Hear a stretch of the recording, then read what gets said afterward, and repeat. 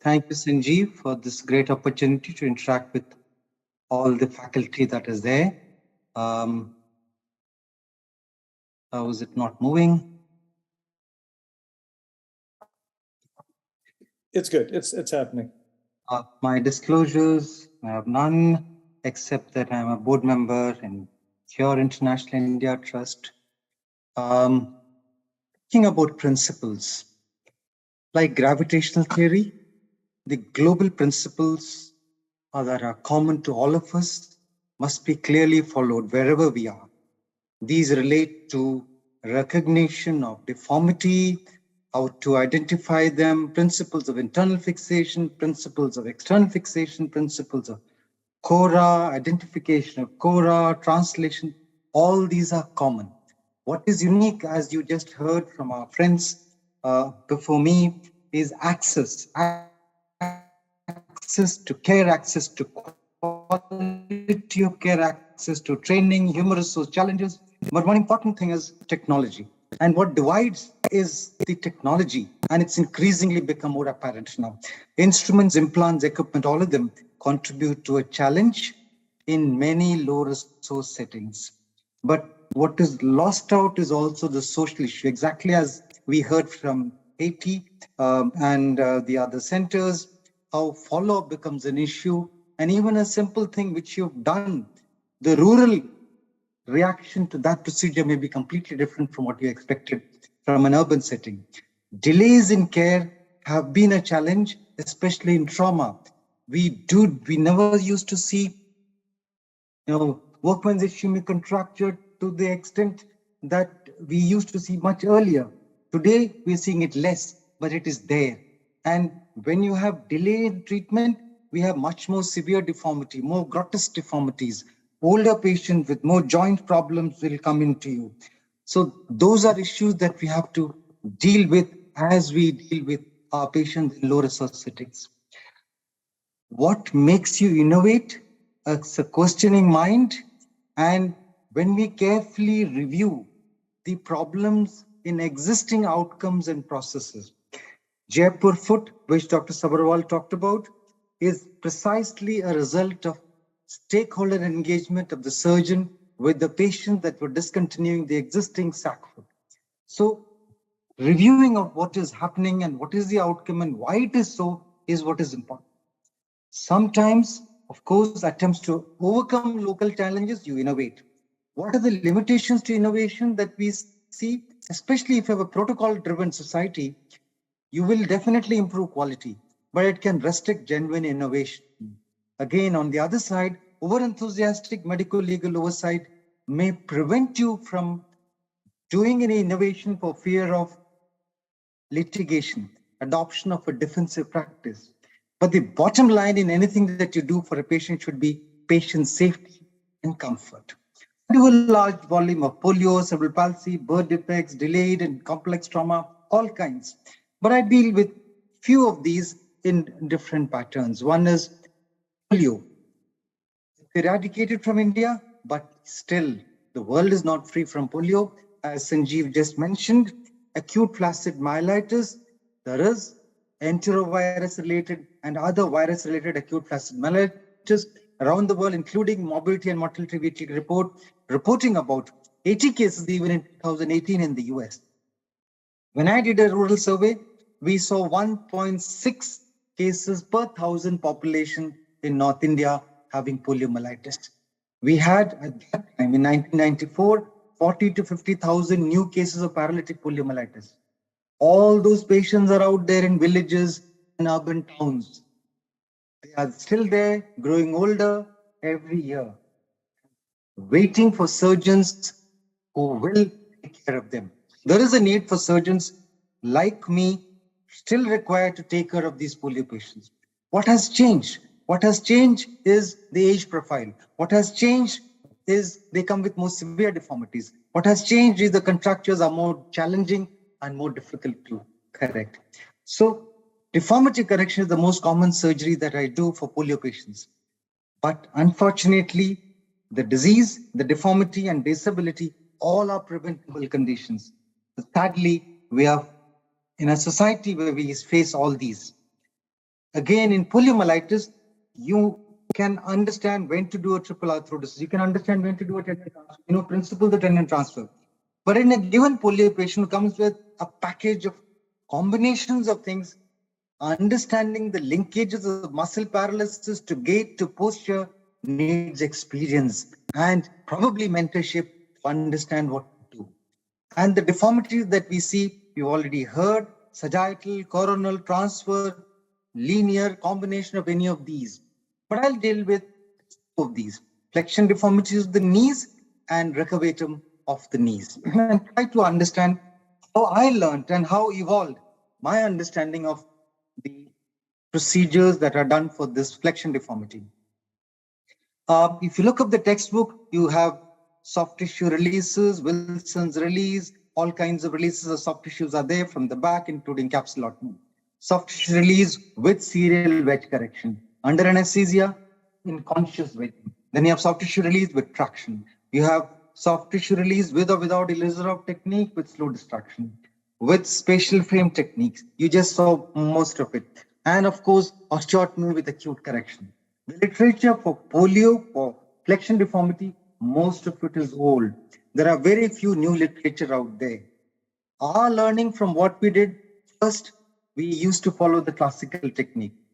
Wilson's release, like in this boy, 90-degree flexion of the hip, 120-degree flexion of the knee and an ankle equinus.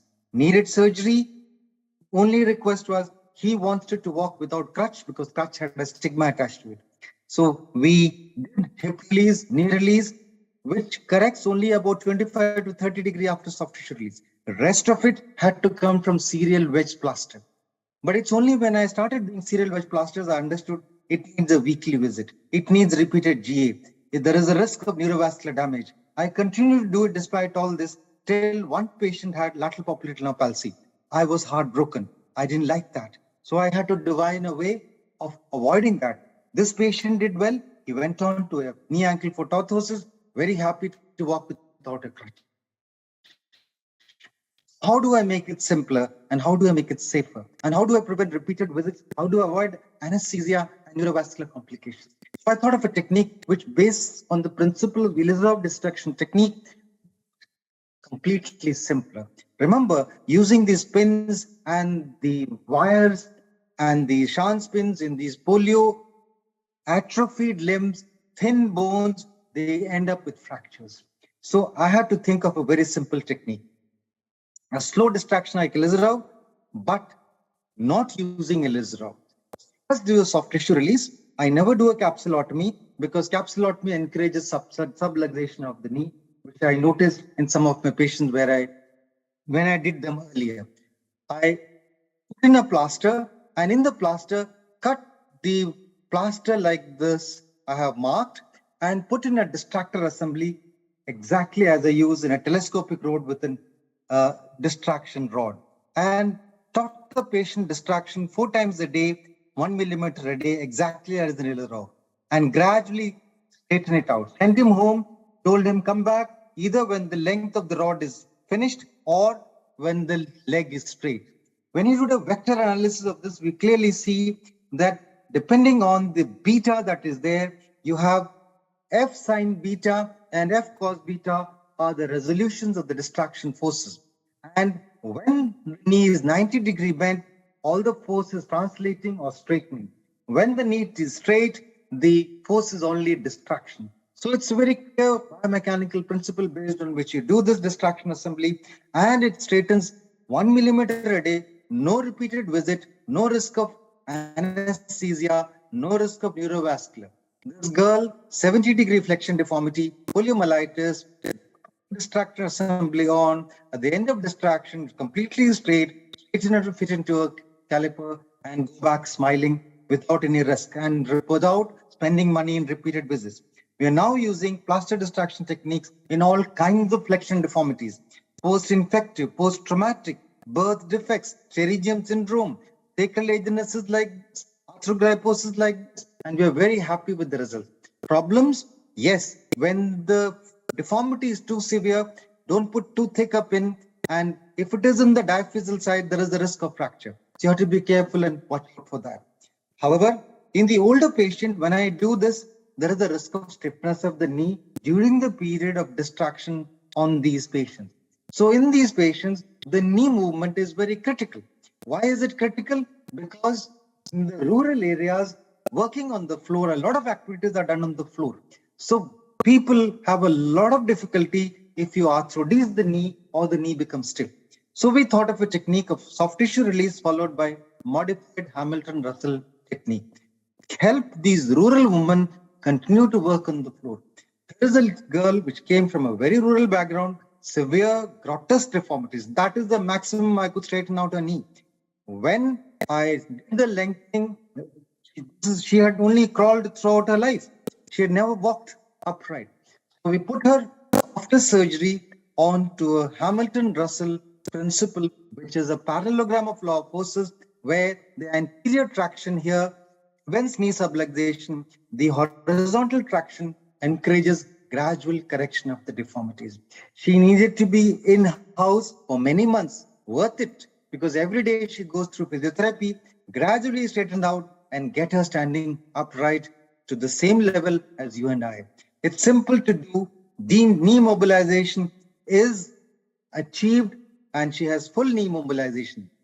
Disadvantage, it takes a long time. Patient needs to be in the hospital and the risk of intract infection. It is worth it to maintain the rural flavor of our correction technique that we do. Coming to recurvatum. In recurvatum, it is a very crippling deformity. It is gradually progressive. And the conventional treatment given in Campbell's operative procedure is Perry O'Brien's soft tissue triple tenodesis. I did try in some of the patients and realized it stretches out over a period of time. The deformity recurs within a year or 2 years' time. It doesn't stay there. So here is this patient who came, 9-year-old boy with severe recurvatum deformity. And you can understand why the deformity will progress, because the center of gravity is in front and there is a lever multiplication of force, and therefore it will only increase with time. When we have that, we have to think of alternative ways other than Perry O'Brien's technique. And that is what we thought of, a modified Irwin's method, where this is the degree of hyperextension that is there in this polio child, where first we do a fibular osteotomy and then do a partial tibial osteotomy, hold the knee in maximum extension, put in 2 K-wires across the knee joint, maintaining that recurvatum, then complete the osteotomy of the tibia and then put in a cast. And then second day, take off the pins. See this is the degree of extension that is there. Post-op, after healing of the osteotomy, the leg has come parallel to the thigh. The lever arm is reduced, and this is the pre and the post results. You can see the limbs are parallel. 3-year follow-up, 10-year follow-up, same patient standing upright, very nicely maintained. I expected the deformity would progress over a period of, surprisingly, 10 years down the line, it did not progress, probably because the lever arm is now reduced. So recurvatum, we now see excellent results. And all those patients who had extension of osteotomies to encourage them to walk without a hand on thigh, these patients are the ones that are coming to us with severe recurvatum. These are all patients in their 30s and 40s with severe recurvatum. I do the same procedure in all of them. What about long-standing recurvatum? Here is a patient, congenital genu recurvatum. He attempted suicide 3 times. Fortunately, he failed each time, because when he sat on the floor to eat with his family members, his feet would stick out in front and nobody wanted to eat with him. When he was brought to me, I looked at it. The knee was too badly scarred. There was no scar, no quadriceps at all there, and the knee was totally deformed. I could not have done a total knee replacement of a bilateral total knee arthrodesis.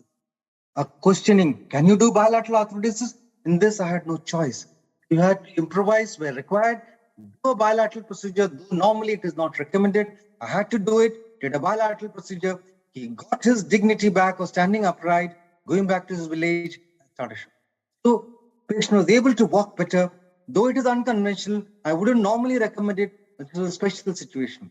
To conclude, local compulsions have forced us to innovate and think on the side of the patient, but use accepted principles of arthrodesis, accepted principles of deformity correction. Need to adapt or adopt wherever necessary. Bottom line is to help change the social situation for the patient that comes to us. Thank you very much. That's my 100-plus-year-old hospital, 1885. That's the centenary stamp of my hospital. Thank you very much.